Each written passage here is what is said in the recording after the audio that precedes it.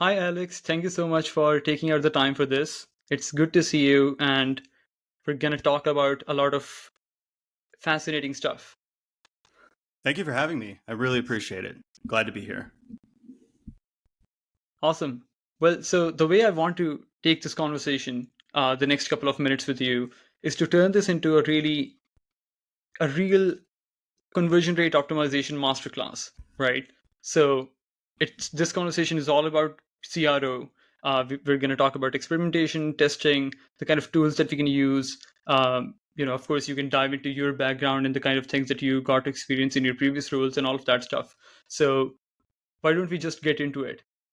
Yep. Just let me know how nerdy you want me to go, how deep you want me to go. It's been a couple of years since I've been, doing statistics and t-tests and whatnot, but I can probably dig up that knowledge. So just let me know where you want to go with it. I always love talking about CRO. Sure, for sure. Sounds good to me. Well, before we jump into CRO, I would love to start with getting three book recommendations from you, uh, because I know you're a big nerd when it comes to reading. hmm I saw one post from you, on some recommendations that you give. So if I were to ask you three nonfiction books that you would enjoy, what have those been? Hmm. Do you want me to go specifically for conversion rate optimization or just in general? No, all good. I mean, Okay. philosophy. I mean that's something that I've been diving into. Anything nonfiction, in general, whatever fantasy we can go. Mhm. Well, I'm going to be a little pedantic and kind of a midwit here, but the right book obviously depends on the person and the time that you're going through. I've read books back in the day that I reread, and I'm like, man, why did I like this in the first place? So it's very contextual. A couple books that have lasted for me, I've read multiple times, and I always enjoy. Are I actually have it right here because I wanted to remind myself of some of the roots of CRO for me. Alchemy by Rory Sutherland. This is Hmm. sort of the psychological. It's a lot of roots in evolutionary psychology, but in relation to marketing and human behavior. So that one's really cool. It's kind of the softer side, the art side of what we do. I have to recommend one of Nassim Taleb's books. He's got the Inserto, which is his collection of basically risk and uncertainty. I think it's a series of 4 or 5 books. I can't remember exactly. My favorite of those is Anti-Fragile. You can actually, if you've read any Hmm. Nassim Taleb, you can see how influenced we are at Omniscient, and me specifically. We took the barbell strategy from that. We applied it to SEO and content. Like there's so many models that we just took from Nassim Taleb. It's all about risk and expected value. Anti-fragile specifically is this concept of you're either fragile or robust, or you're anti-fragile. You can actually gain from disorder and chaos. So that was a really influential book for me. I think I've read it like 3 times now. And then, Right. one that I just read is The Status Game by Will Storr. And that's another really interesting look at human behavior. So there's a million lenses. That's one thing that I learned. I was an English major for about a semester before I quit that. And I took a class on how to analyze literature. And you learn that there's like 10 different lenses, probably more, that you can analyze a piece through. You can analyze it through Marxist, feminist, deconstructionist. Like there's a million ways you can look at the same topic and deconstruct it in different ways. The same is true of human behavior. If you're an economist, you look at human behavior a certain way. If you're a scientist, you look at it in a different way. One very interesting frame to view human behavior is through the lens of status, and that book covers that in depth. So that's a really recent one that I've just read. Awesome. I guess the infragile one. It just sounds so interesting to me. It looks like it has some sort of I mean, not connection, but something that you can take inspiration from in the business or the content marketing world. So I'll put that onto my reading list for 2024 for sure. I have Yeah, a and couple of books that are. experimentation specifically, actually. Yeah. Oh, okay. Cool. Cool. Cool. Sounds good. Awesome. So let's dive into the ocean of CRO now.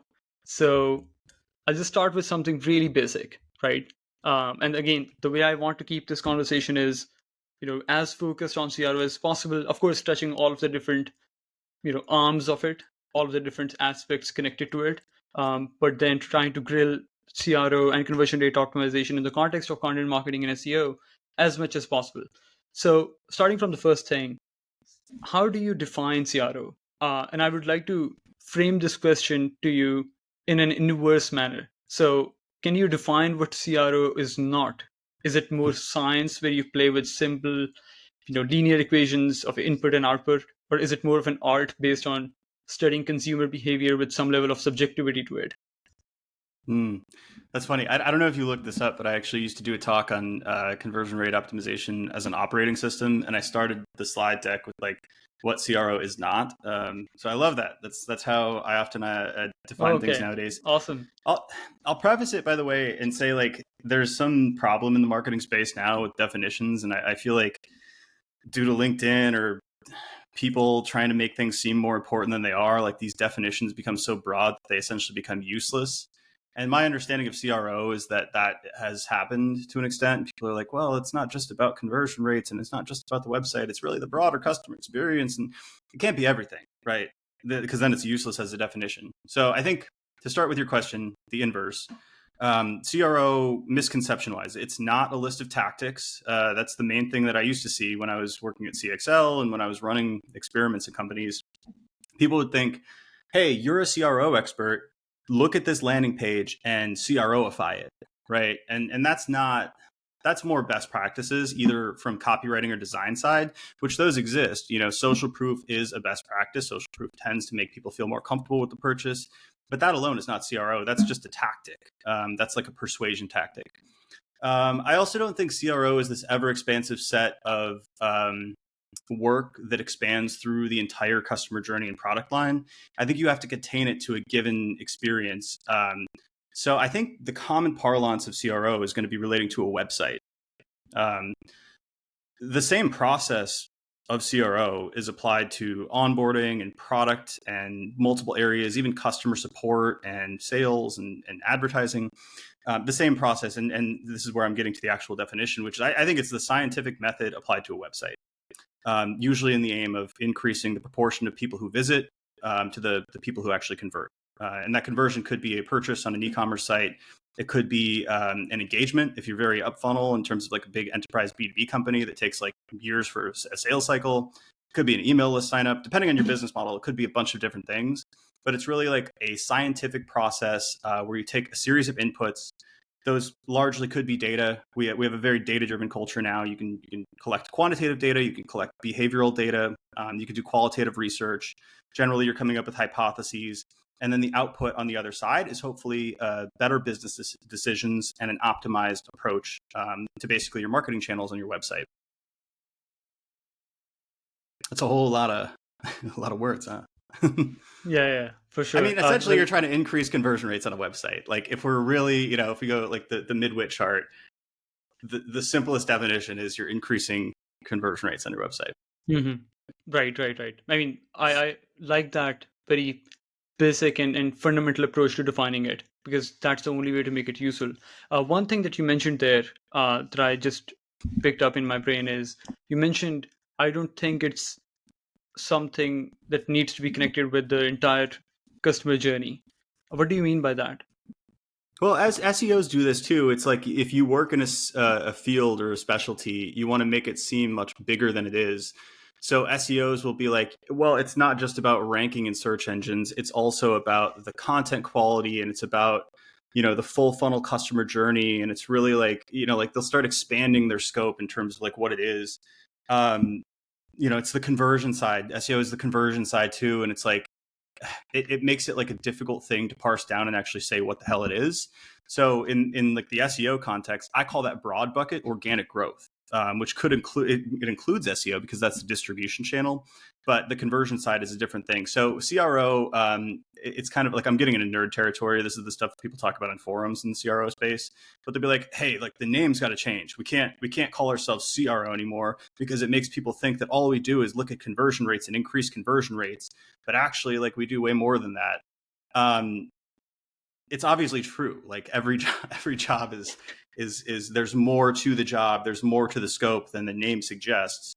But to me, like that portion of experimentation is this big bucket. Like experimentation can be applied across so many different things, but the CRO Yeah. part of it is really like to me contained to a website experience. It's like you're a website product manager and you're controlling the inflow and outflow, like the inputs and the outputs of that model.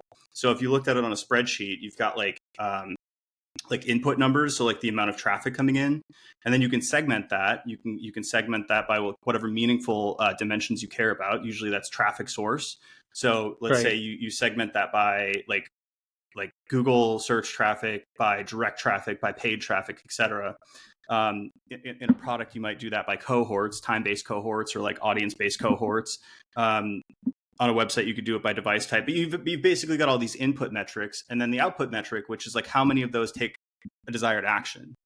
And then the CRO part is increasing the percentage of those people to take the desired action. Like it's really just honing in on that part. And there's a million ways you could do that, right? Like the research part, that could be a component by which you come up with better hypotheses and better experiments and better A/B tests. The A/B test is not the CRO. They're not synonymous. The A/B test is part of the process oftentimes. The research is part of the process oftentimes, but it doesn't have to be, right? If you're dealing with a totally unoptimized website, you could just say, hey, we're going to fix all of the broken stuff. There's a bunch of broken things on our website, and we're going to add some best practices. Like that required no research, and you didn't A/B test it because maybe you didn't have traffic or you didn't need to test it. I would still consider that CRO because you're basically dealing with the inputs and the outputs. You want to quantify it in some way, but anyway, I'm rambling a little bit. That's CRO to me. Yeah, no, that makes a lot of sense. So I think one thing that you mentioned is this capacity, that this tendency that almost every single field has, where the people within that field will try to make it seem like it is something bigger than what is being perceived, right? I guess I'm also guilty of this when I think of SEOs and organic growth content, for example.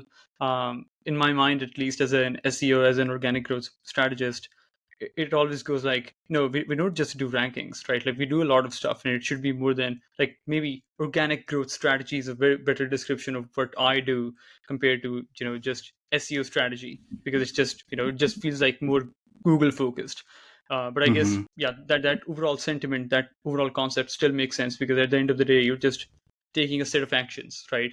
If you are working 98% of the time on Google, of course you're working on rankings, right? At the end of the day, it will be traffic, it will be conversions, there would be millions of other things that you would be working on, but still the outcome comes down to those 2 to 3 things that are actually moving the needle.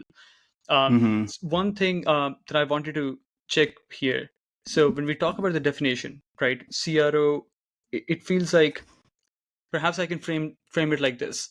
If there are two people, right, one is more artistic in their nature, right? So they think of the consumer, they think of the buyer psychology. They're really into trying to understand another human being when they make certain decisions, right?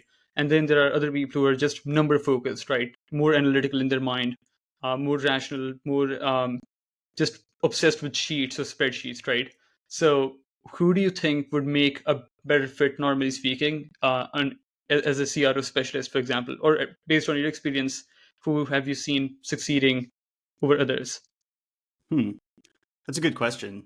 I mean, obviously the cop-out answer is you need both sides of the brain. It's one of those things like SEO that's a mix of art and science. But I feel like the person who's probably going to move the needle more, if you're merely looking at conversion rate and like effectiveness of your website, I think it's going to be the art person, the one who's operating on an understanding of human behavior, specifically if they're thinking about first principles, right? If they're like, what the hell does somebody want to accomplish on this page? Are we giving them that? If not, like, how can we give them that? Like, and then you just come up with a bunch of ideas. That's going to move the needle, I think, a lot more than somebody with a quantitative, sort of hyper rational understanding. The caveat here is that, like, strategically, when you're thinking about experimentation programs or CRO programs, I think you want to be heavily quantitative with your we call it conversion signal mapping. So this is sort of defining what and where you want to focus your attention first, second, and third. So this is sort of the strategic trade-offs, right? If you've got 1,000 pages, if you've got 10,000 pages, you can't actually work on all of them at once. You want to work on the most impactful opportunities. And that's where I think quantifiably, indexing on like the highest impact potential pages, the highest traffic pages, building a growth model, quantifying it, I think that becomes more important where it comes to where to focus. But then the actual implementation, I think the art side is probably at an advantage, and I think the same thing probably is true about content marketing. I think program level, you Right. want Yeah. like somebody who's like, hey, we need to write 100 posts a month because like, the competition is this, like, here's the variables I'm looking at, here's the inputs, outputs, et cetera, here's the system. But then I think the people actually implementing it, if you think too much like that, it becomes robotic and it actually doesn't work. Yeah, true. I guess on a strategy level, having people who are more analytical and can think of the overall strategy and the like millions of traffic coming in, how are they coming in, what are the content segments, all of that stuff, very quantifiable things. And then taking it into execution, you need someone who can think of, okay, what is the best way to create this content, who would connect with their readers. Yeah, totally aligned with on that. So one thing that you mentioned, right, when giving your answer was how it compares with A/B testing, how people tr- often overlap A/B testing with CRO, and I guess Mm-hmm. I also have that confusion up to some level in my mind. So even if I think of CRO, what comes to my mind is the word experimentation and testing, right? So if we're talking about testing something, what else other than comparing situation A with situation B would it involve? Are there other components to CRO that marketers don't think about or you know don't get to experience that much? Yeah. So let's go back to the system model where you've got inputs, a series of magic that we'll call CRO, and then the outputs or the outcomes. So that middle part, the CRO process, is really a validation method, or it's like a research method. And what you're trying to do is reduce the uncertainty of a decision on the output side. So if you were to just randomly throw shit at the wall, throw stuff at the wall and see what sticks without measuring any of it in any way, qualitatively or quantitatively, that wouldn't be very effective, because some of the actions that you implement, some of the things you ship may actually be harming your conversion rate, harming your user experience, et cetera. There's no method of research that's going to 100% reduce uncertainty, but the A/B test, the randomized controlled trial, is the closest thing we have to doing so, especially if we can replicate it over time. So what you're doing is essentially you're taking two experiences, you're introducing an intervention, so you're changing something on the page, you're randomizing the traffic so you get representative sample size on both sides, and then you're using statistics to basically quantify the amount of uncertainty in the decision. You're saying, like, you've got a p-value of less than 5. I'm not going to go into the p-value stuff. We're getting into nerdy territory, but basically you're saying, like, I have a degree of certainty that this experience that I've done an intervention on is the same as or better than the control, right? You're trying to reject the null hypothesis. You don't have to do that. And in most cases, actually, you shouldn't. I don't know about most cases, but in the B2B context, like I used to be an A/B testing purist and say, like, all other forms of research or validation were inferior. And that's true to some extent, but the cost of A/B testing is not zero. You need a lot of traffic. You need relative homogeneity in the audiences that you're serving. Otherwise, there's a lot of variance, and that can call question into the results. And there's a setup cost. So if something is either a large experiment that's very difficult to control on one page, right? In the context of content marketing, let's say you create, like, not only a net new offer or an ebook, but a completely new way of distributing it, and you've got a multitude of pages. You've got a bunch of listicles, thought leadership articles. Like, you can't really quantify the effects across all of those because the audiences are so different. So, like, the A/B test is often not the best form of that. So the A/B test Right. is usually a part of the CRO process if it is possible. It's a very good research methodology if properly run, but it's not the only way to validate things. And the best example of this, and so this is coming from my background, right? I worked at CXL, which is like the big name in CRO. Pep Laya ran that company, and like, we wrote a lot about A/B testing. But I think one thing that he had realized was there's a whole component of optimization of messaging that is really, really hard to A/B test, but it's so important. So in the early days of a company, oftentimes it doesn't matter, if you tweak a form field and you increase the conversion rate by like 2%, you couldn't quantify that until you have like hundreds of thousands, if not millions of visitors. But that doesn't mean you shouldn't be testing your messaging, because your messaging is going to impact the efficacy of your sales, of your paid ads, of all of your organic channels, everything, right? So you want some way to validate that. So he created Winter, and Winter is a message Yeah. testing app. Basically, you can quantify to a degree with like a sort of a panel or a focus group of sorts of your target audience, you can quantify the effectiveness of your messaging, of your homepage, of your landing page. You can say, like, is this message clear? Is it persuasive? Are there questions? And then you can basically test new versions of that. And like, it's qualitative data, but you get quantitative scores, so you can infer which one is sort of better or worse on those given metrics. It's not necessarily conversion rate, but it's sort of a preceding, how do people respond to this, right? And I'd still consider that part of conversion rate optimization. Right. Got it. So you mean conversion rate optimization in itself can be way broader than just testing scenario A with scenario B.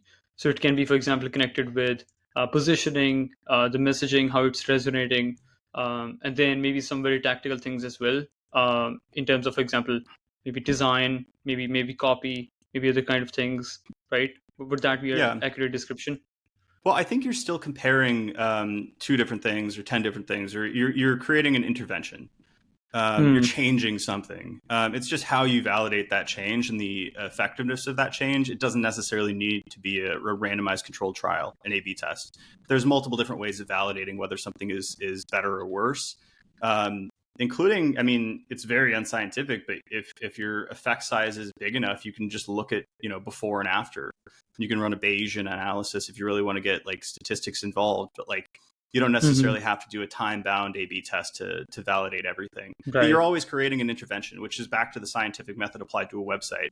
You come up with a hypothesis. A hypothesis is a belief about the world. You create an intervention to affect that, and then you test whether that hypothesis is true or false. You reject the null hypothesis, and then you implement, or you stay the course. Got it. Got it.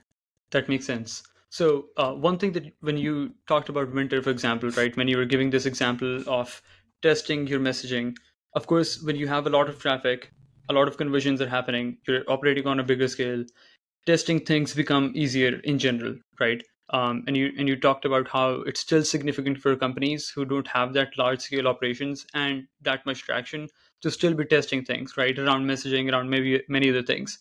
um, when do you think is it a good time for a site to start thinking of CRO? Because they would be going through stages of growth, right, at different points in time.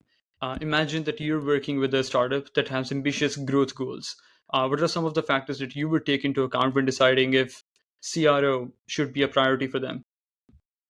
Yeah, this is where the quantitative side comes in and is very important. So what I'm always thinking about is expected value. So every action has a cost. Usually it's direct, but you also have an opportunity cost. So at any given moment, there's Hmm. essentially unlimited things that you could feasibly do, and almost all of them actually could feasibly work. You're trying to Hmm. find the highest expected value option, and that's a prioritization mental model.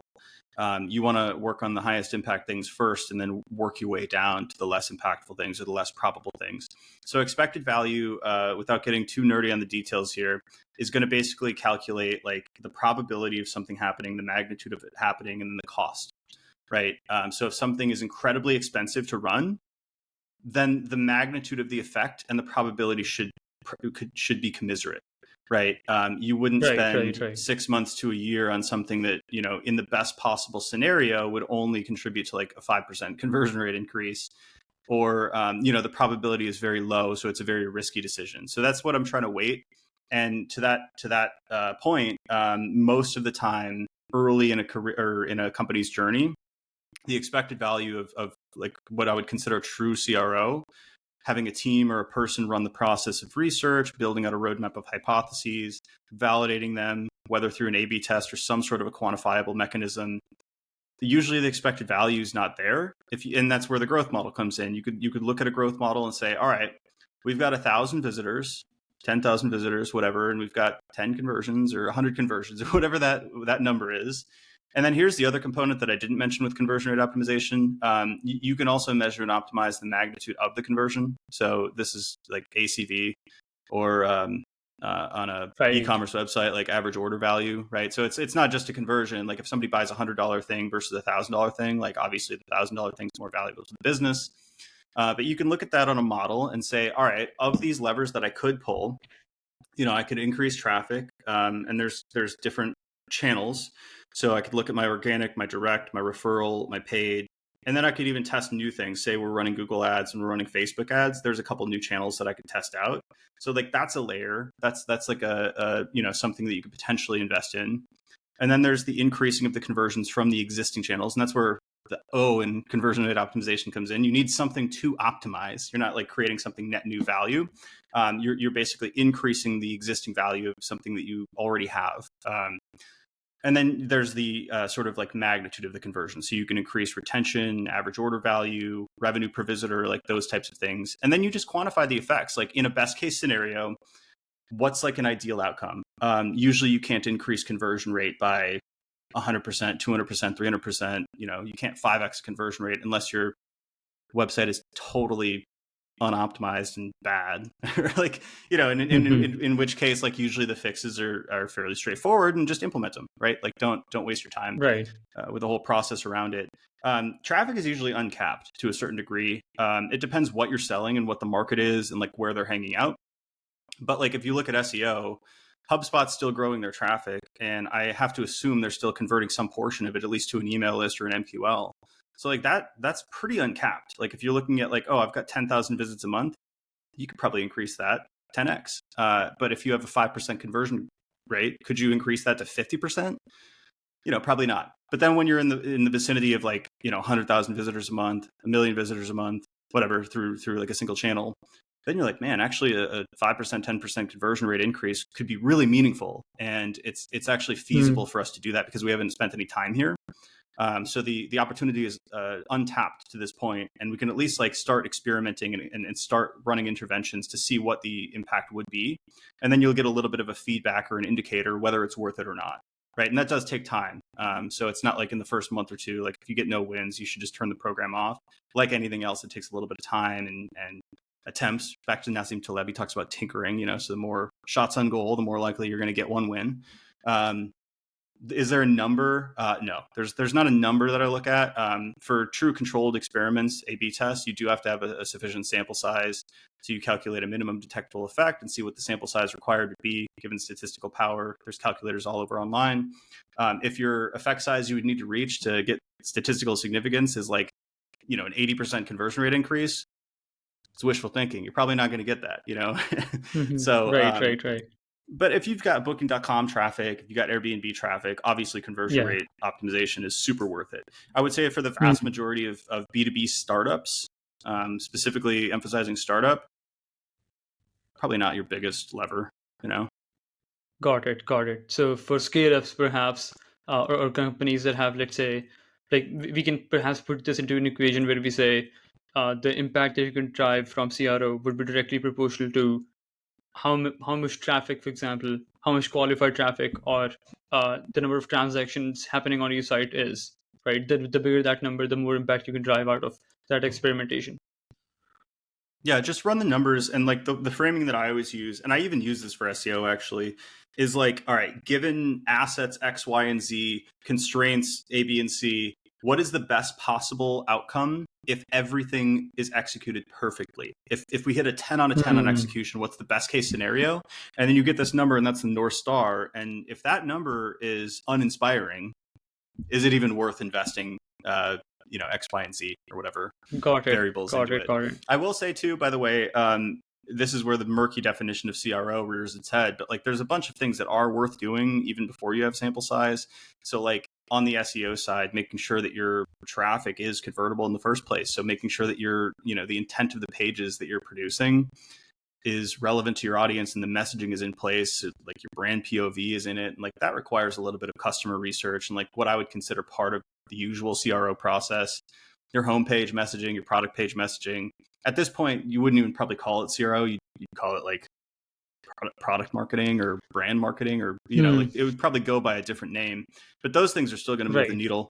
Those things are still, I would say, required actually to make most channels work. So you're still doing some of the, best practices and the customer research that would eventually be part of a formal CRO process. Right. I feel like you've already touched upon one thing that I wanted to ask you about, which is what are typically the goals of a CRO strategy? But I feel like, so you spoke about, for example, it's not always about the number of conversions that you can maximize out of traffic. It can also be other things, and those kind of goals I don't think a lot of people had in their mind when they think of CRO as a um, as a marketing mix, or as an Hmm. experimentation process. So for example, things like you mentioned retention, it feels like within this way, CRO in itself can also not only grow the company but also help them retain customers, or reduce churn, and those kind of things that are going to impact, uh, drive a company-wide impact, perhaps, right? Not just for the marketing team, not just for the growth team, but also for almost all of the teams across the board. Yeah, those get more challenging, especially in the B2B context, because of the data requirements, right? Like it's very difficult to track customer lifetime value, especially at like Mm. the proximate conversion on a website. You can do it. I mean, I've worked at companies where it's possible, but you need a large data team and a lot of resources usually. It's a little bit easier, like if you use the context of e-commerce, because usually you're actually a common metric you would use for CRO there is revenue per visitor, which is a composite metric. It's going to include both the amount of revenue per conversion and then the number of conversions. So yeah, there's different like growth metrics that you could potentially optimize. Um, you can also cap the downside of potentially like innovative or risky moves. So through controlled experiments, typically, it's not only valuable to increase the conversion rate or increase your revenue, but it's also a very valuable thing to not ship something that would have been detrimental to your business outcomes. And that's why I Hmm. almost look at I mean, CRO is a portion of it, but I look at the broader bucket of these activities as like website product management. Like a product manager is not only interested in their usage metrics and their growth metrics, but also creating a good customer experience, a good user experience. So to avoid shipping something in the product context through a feature flag or a controlled experiment, to avoid shipping something that's detrimental is also a value add.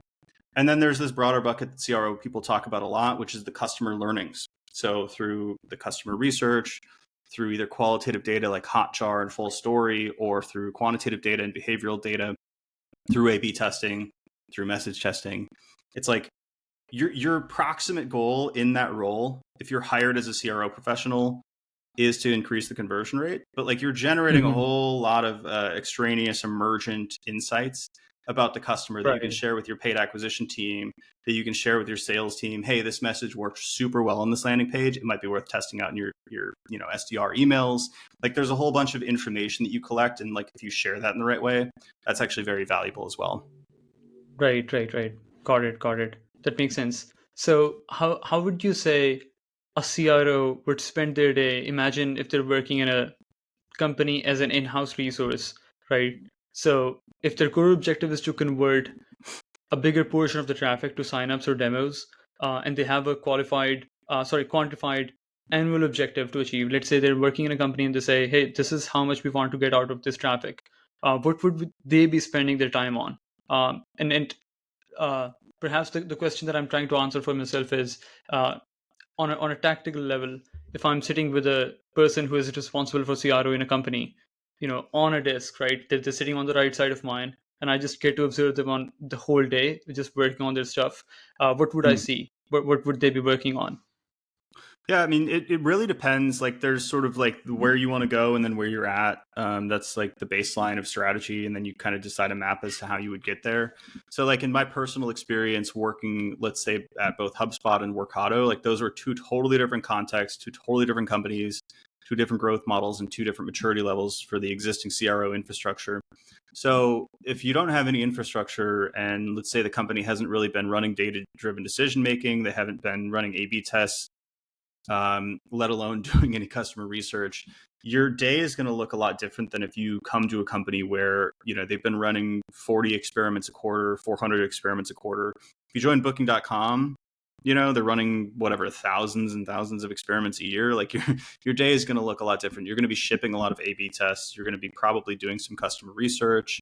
You're going Hmm. to be, I would guess, I've never worked at Booking.com, but I'd probably be building roadmaps of hypotheses and experiments. If you're building it from scratch, a lot more of it is, I would say, organizational work. First off, like back to that growth model, you're going to want to map out the biggest opportunity areas to even focus on in the first place. There's heuristics. You're probably going to work on the home page, the pricing page. There's Mm-hmm. money pages that you're just going to know by nature, but maybe they've been Right. optimized, right? So like maybe you want to do a little conversion signal mapping. Maybe you want to run like they call it existence testing, where you sort of remove elements on a page and see like what the impact even is. And if you see like high impacts, you're like, oh, this page may be, maybe there's still room to optimize this. And some Hmm. pages where you make a bunch of changes and nothing happens, you're like, the traffic's less malleable. But I would say like one big focus in the earlier days is going to be figuring out where you focus your attention. On the flip side, in a mature organization, you're going to be spending a lot of your time looking at analytics. Mm-hmm. You're going to be doing exploratory data analysis, cutting and slicing the data in different ways, looking at segments, trying to find insights, trying to find a little bit of a eureka, a little bit of a, interesting. That looks funny. Hmm. I want to explore that. And then you may also complement that with qualitative data. You're going to be spending some time watching session replay videos. Running user tests is one of the highest alpha activities that I've done in my roles running experimentation programs. You could do because you can containerize the research to a specific set of experiences, so a specific workflow or a customer journey on a website. Where a session replay is, you're sort of trying to find the diamond in the rough. You're looking at like hundreds of videos and you're like, it looks like they struggle with this button, but I'm not really sure. It's a little more frustrating of an experience. But yeah, you're spending a lot of time, I would say, sifting through data, looking for an insight that leads to a hypothesis, and then usually running Right. that through an A/B test or some sort of a validation mechanism. And then reporting, you're doing a lot. This is the stuff that not a lot of people talk about. I had a LinkedIn post on this. I think you might have seen it. Like it's about the work outside of the work. And I used to complain about that and be like, damn, spending so much time, in meetings and building buy-in and support and like, stakeholder alignment. I would complain about it, but I'm like, actually, that's a huge, huge part of the job. So no matter what company you're at, you're maybe going to be writing like an email newsletter explaining like the work you've done and the wins you've gotten and like, Yeah. congratulating people who have submitted a great A/B test idea. You're going to be sitting in meetings, like there's because this is Yeah. such a cross-functional thing. You're working with copywriters and designers and developers, like product management. Most of product Hmm. management, it's not. Well, it depends what company you work at, but it's not just building product. Yeah. Yeah. So I guess I had a similar feeling about, at least from what I know till this point, of CRO, as a function of a company. It just feels like that role requires a lot of, cross collaboration among different departments, different teams. So one thing that you mentioned, one thing that you have been, I guess, one word that you've been throwing out is hypothesis, right? Testing hypothesis in the context of CRO. I'm wondering, how does one figure out what exactly they want to test? I imagine no Hmm. one would be sitting one day and be like, let me test a burnt color on my site, right? How No, do people they do that. build? Oh, okay. That's something uh, that the industry is right. railed against, but that's totally still a thing. Yeah. Oh, okay.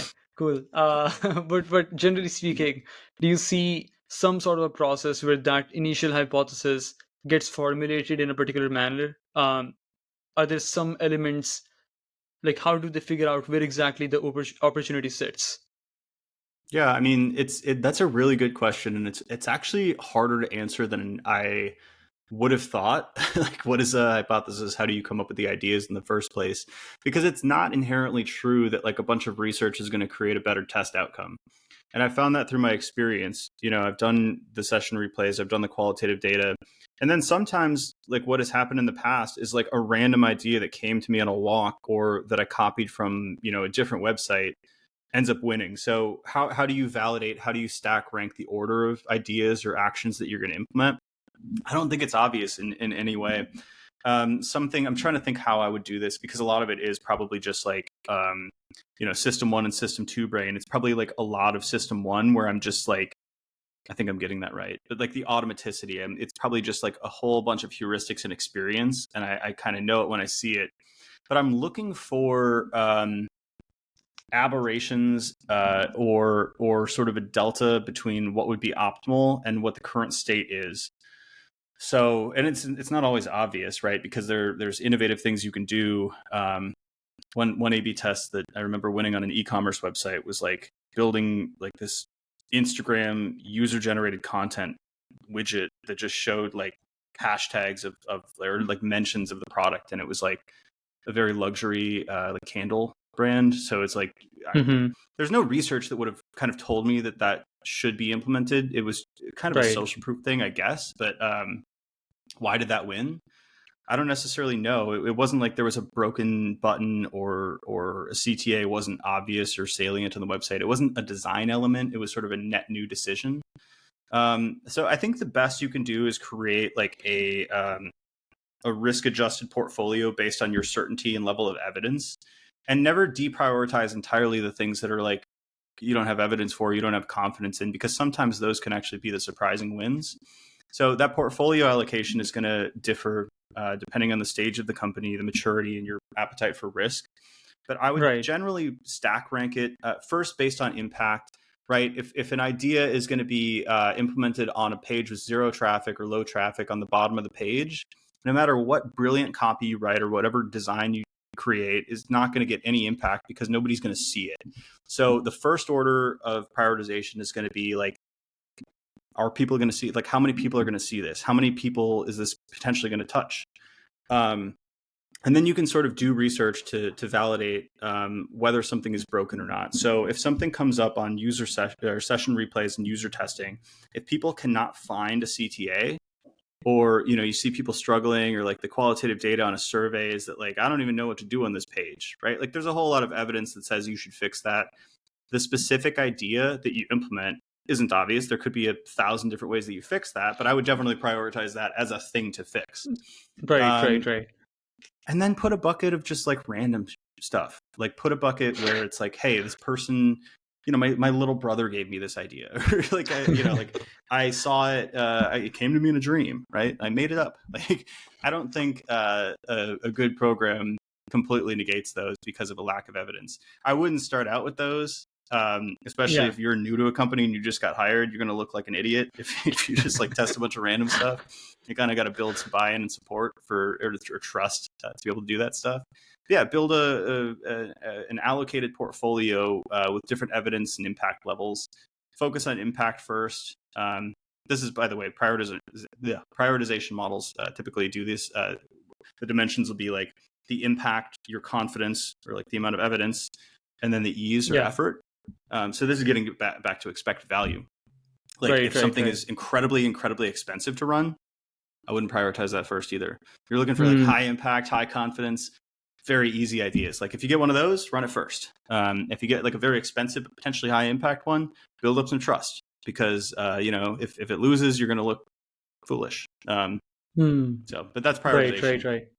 Yeah. Yeah. That makes a lot of sense, and the element of using some of these prioritization frameworks also resonates quite well. The way I was thinking about this was in the context of this. I'm not sure if there's a word for this, but this SEO spider sense kind of a thing that sometimes SEO strategists can develop over time, where they know, okay, if I do these things, I'm pretty sure this page is going to move a little in rankings, right? All those search engines are like extremely unpredictable. They still have some level of confidence just based on experience, but this instinct kind of kicks in, right? So I was Mm-hmm. thinking, do you feel like this hypothesis initially, at least when someone is experienced enough, can kick in based on just what they've seen till this date, what seems to be working? Because you, again, said something which is, how does this compare to an optimal state? So do you define optimal based on your past experience, or is it something more objective that you would say is optimal versus not being optimal? That's another great question. I think like in general, experience is a net positive thing because you develop a sort of spidey sense, like you said, or like a pattern recognition that says like in these past contexts, like this has worked to a good degree, so I can probably prioritize it higher based on my experience. But I think there's a problem with expertise, and that narrows your vision to things that you've seen work and things that you've seen not work. And it basically Hmm. makes you, it's like these things that you would never have thought of don't even enter your radar because you've got such a big data set of experience and pattern matching. So I actually think like bringing in a novice perspective, bringing in somebody who doesn't look at things through a CRO lens, you can actually generate some really interesting ideas. And I think your job as a CRO or an experimentation director or whoever's running the program is to facilitate those ideas and slot those into the model or into your roadmap. Mm-hmm. In a way where you're balancing both sets of ideas. You're balancing like the expert driven, the evidence driven ones. There's sort of heuristics and then there's research and data. And those things should raise your confidence levels. But then, some of the best ideas, or at least the biggest outcomes that I've had through various jobs that I've had, as well as with clients, have come from people who have never run an A/B test. They don't come from necessarily, let's say, like a quantitative UX designer, but let's say like a graphic designer or a writer or customer success or somebody who's even outside of the field. Like it's like sometimes the best ideas come from a place of ignorance. So you can sort of get in this state of tunnel vision where,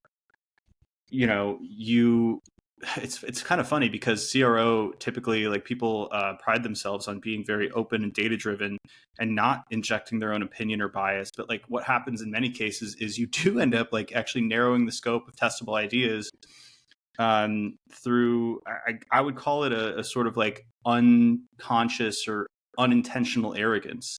So you want to maintain a level of humility that does slot in some ideas that come from quote unquote ignorance. People who haven't run those tests, right? But I think to answer your question, like net, like it's probably better, like you probably have better ideas or you can probably better spot things if you've got a modicum of experience. Right. I love that term that you just used. Unconscious, unintentional arrogance. Ignorance or arrogance? What was it? Arrogance. And you want to like bring Arrogance. actually some percentage of ignorance into your portfolio. Yeah. Okay.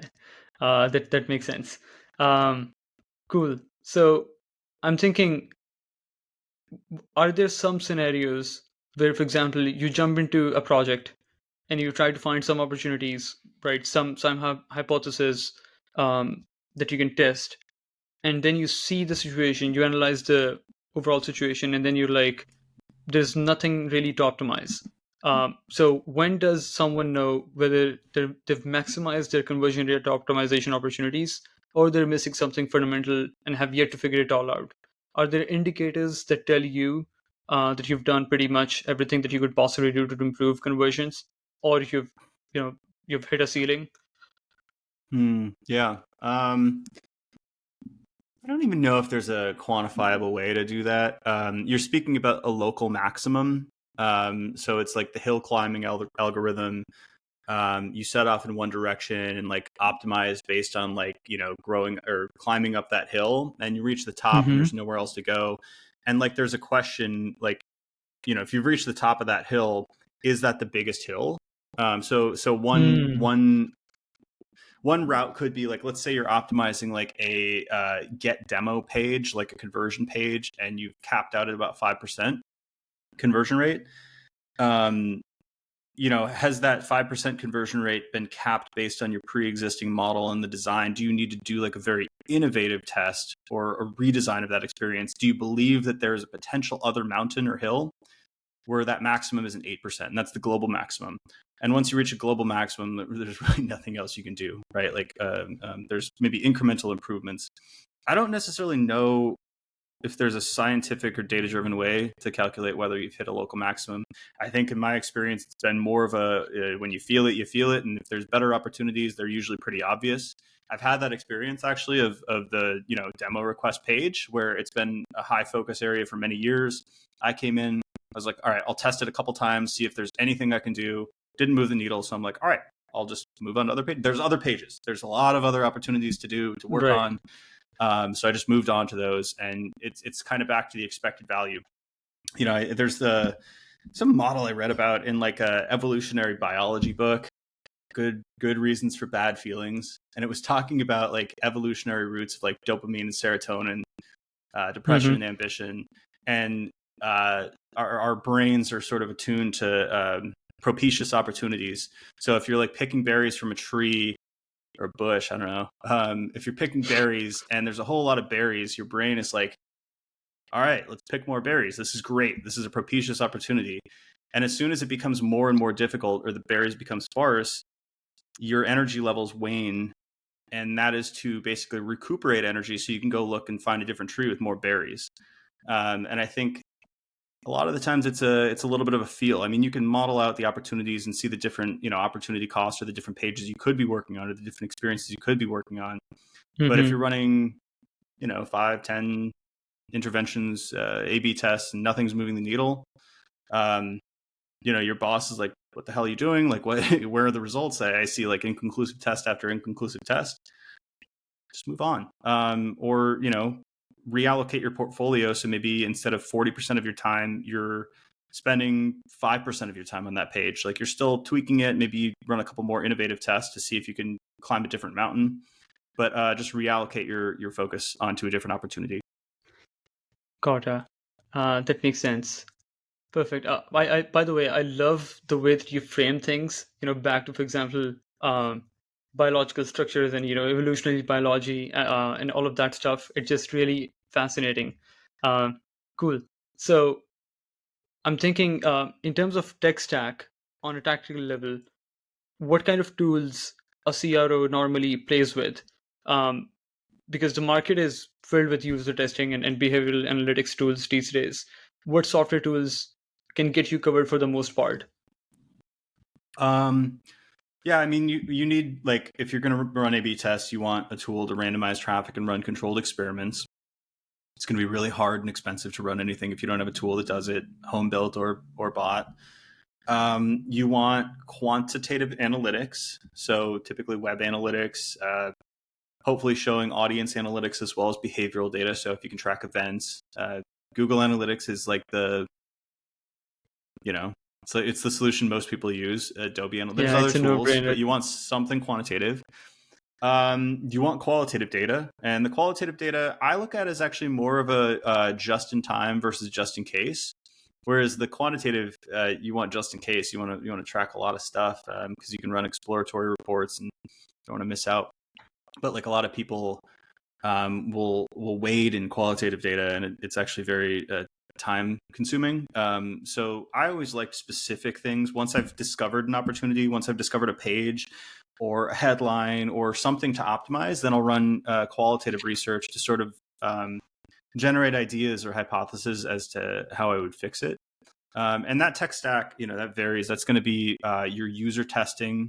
So that's recruiting panelists to basically run through a web experience or a product experience. And you can quantify that. You can like time them on completion of certain tasks and see how many people completed them. You can also use the qualitative data, the words they say or the frustrations they show while running through those. I weight that very highly on the qualitative stack. Session replays, which basically shows you anonymized user behavior. So you can watch how people interact with your website anonymously, Hmm. which is really good because you get this Hawthorne effect when somebody knows that you're watching them. So that's true in like focus groups or interviews. If you know that I'm researching you, you're going to actually alter your answers or alter your behavior in some ways. To what degree, I don't necessarily know. It kind of depends on how you set up the test. Yeah. Yeah, I like a mean, tool like I can speak Hotjar. from experience, by the way. Sorry to interrupt. I No mean, worries. I can speak from experience. Whenever someone is looking at me and I'm just doing basic stuff, I cannot function properly. So you're totally spot on. Yeah, totally. You're trying to make them look good or something, but you see Yeah, the real stuff when they don't know you're looking. true. Um, I don't like heat maps very much. I think heat maps show maybe the most obvious things. The good thing about heat maps is they're very easily communicated. It's visual, so it's like easy to show like areas for improvement. Usually tools, Hotjar and Full Story, like I use more of their session replays or qualitative feedback tools, but the heat maps are usually part of it. So it's like just a bonus. And then, like I mentioned, there are qualitative feedback tools. So on-site polls and surveys, like where you can ask anonymous website Hmm. visitors, you can get some really good insights there. Right. Customer surveys, those have always been pretty valuable, especially when it comes to copywriting, voice of customer, good old customer interviews. Sometimes that's actually the best thing you can do is just actually talk to somebody, unstructured for 30 minutes. Right. Right. Right. But yeah, I would look into those. And then I'll add one more category. because I think about scale and process a lot more now. And I think to run an effective program, you need tools that scale with you and can organize your thoughts and prioritize things. I like Airtable, but any sort of project management tool, especially if you can build automations into it, because again, you've got cross-functional resources. So you've got design, dev, copywriting. Sometimes they're on different teams. Sometimes you build SLAs, but like sometimes, you need to corral resources. And then, even to the extent that you want to like crowdsource test ideas or like this is true in content and SEO too. Like you kind of want a way to like intake ideas from other teams. Not that Mm-hmm. you're always going to prioritize those, but I really like having those ideas. So some sort of a system that can organize all of that. Could be Jira, could be ClickUp, could be Airtable, but Yeah, some program management tool I think is very important for this stuff. got it, got it. That makes sense. And when it comes to the core of performance measurement, right? Measuring how impactful was this whole CRO program, what would it look like on a tactical level, on a logistics level? So would you say this one test or experiment went live on this date? Now, after 1 week, 2 week, 1 month, we're just gonna look at what the change is. What does that look like? Yeah, there's sort of the forest and there's the trees, and the trees are a lot easier to measure. So the trees are going to be like a single intervention, and whatever validation mechanism you use. If it's an A/B test, it's a lot easier to quantify. But you can look at a single action that you take and say, was this effective or was this not effective? Now, oftentimes, what destroys the morale of a program is like you get a bunch of winning tests, and then you look at the aggregate data, so like your site-wide conversion rate or something that you're tracking as a company, and it's like, wait, I don't see like if we add up all your A/B test wins, like we should have increased our revenue by like 10x, but it's the same, and it's like, Mhm. well, yeah. So like the thing with that is like sometimes there's a regression to the mean. Sometimes the A/B test wins weren't actually wins, and they were like run. The statistics were bad, and you ran bad experiments. But people try to sort of analyze the program as a whole, which is a lot harder. There's so many external factors. The traffic sources change, like even to the extent, like let's imagine you just had SEO traffic and you were running A/B tests on that SEO traffic. Well, the Right. distribution of people who are searching for those terms changes. Maybe it's different in the summertime, in the winter. Maybe it's more students in the winter. Maybe it's more professionals in the summer. There's different volumes, and maybe if it's less volume, maybe the people who still are searching for it are much higher intent. Maybe there's a certain buying season for a certain type of software, like procurement software. Maybe people buy that in February more than they do in November. So like the distribution, the allocation of the traffic coming in can change, and there's a whole bunch of other variables. People will try to quantify this in different ways. Holdout sets is one where you essentially leave like a certain subset of your website traffic untouched and untested, and then you sort of look at the aggregate difference between your optimized experience that you've run tons of tests and interventions on, and then like 5% of your traffic just remains untouched, and then you can look at the difference there. There's always trade-offs. Like none of these methods are perfect. There's a bunch of different ways to do this. Yeah. It's really in the weeds. Okay. Right. That makes sense. Um, Cool. So, but when you say, for example, measuring the impact of the forest, right, like on a broader scope, you would say just look at the correct me if I'm wrong, just look at the total output of the experiment that you wanted to run. So if you wanted to see if you can uplift the number of signups happening on a particular page, and you're changing, let's say, three things on that page, you don't try to then attribute how much, of course, came from one single page, one single change inside in in Solitude, right? So you say, Mm-hmm. I brought these three changes, and then this is the impact. So this whole experimentation brought these results. Would that be correct? Yeah. Yeah.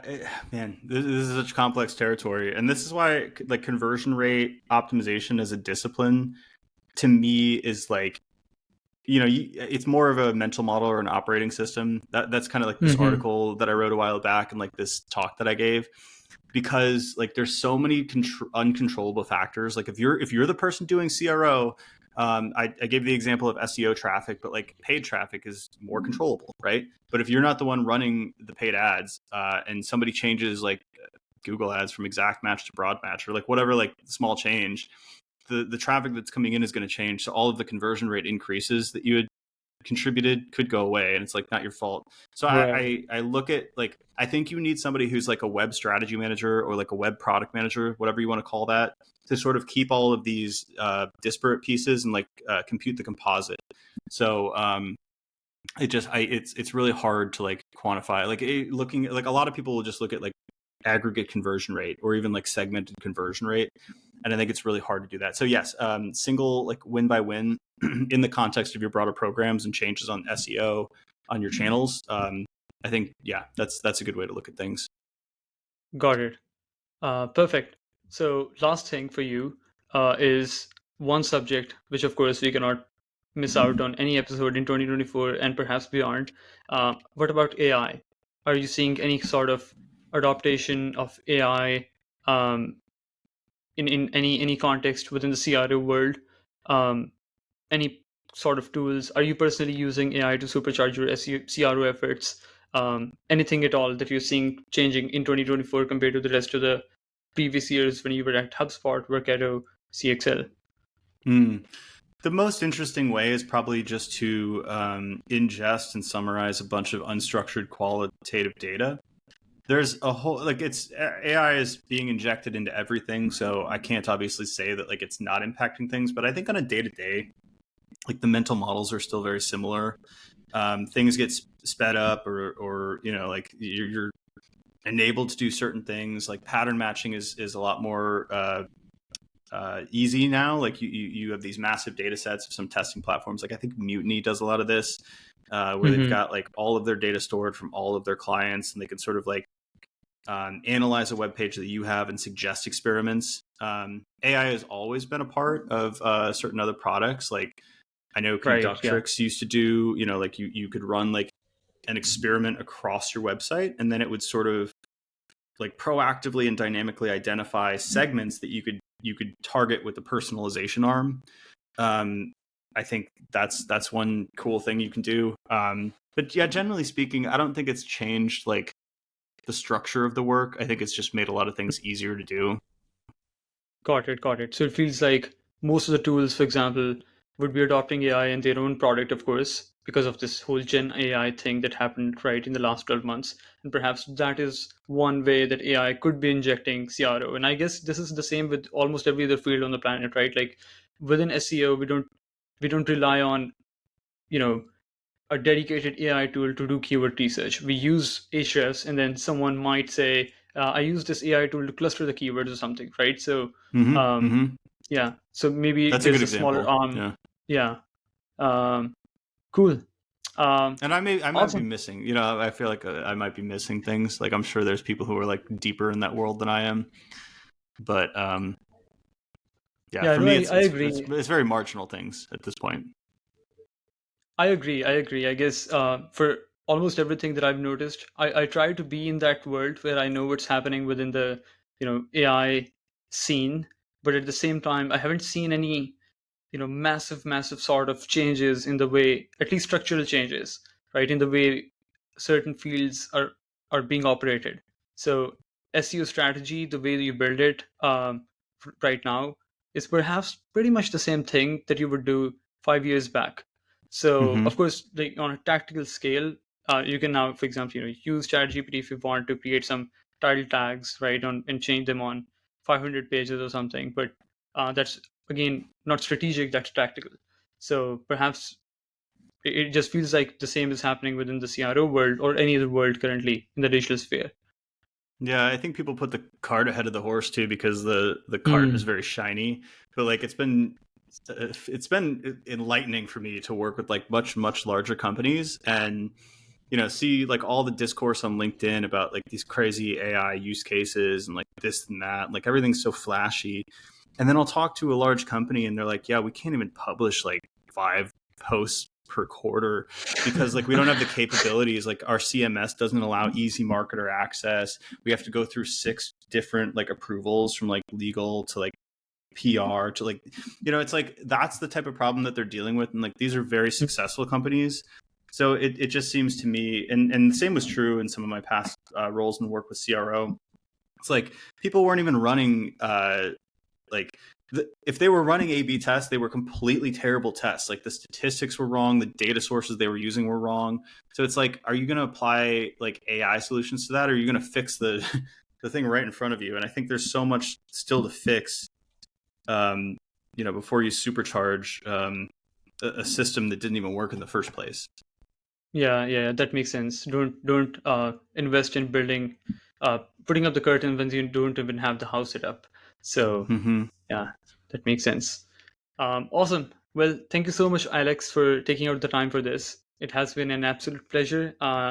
And I would love for you to tell us how the people watching this, listening to this, can get in touch with you, how they can follow your content.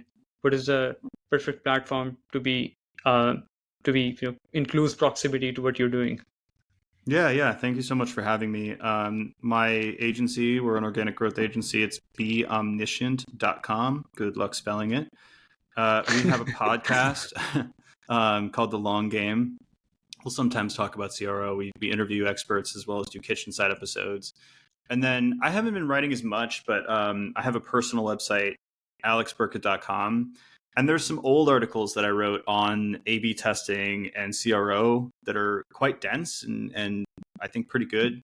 I don't write as often, but the library is still there, so that might be worth checking out for additional resources. Awesome. I'll link that up in the description. So thank you so much again, and we'll see you. All right, appreciate it. See you.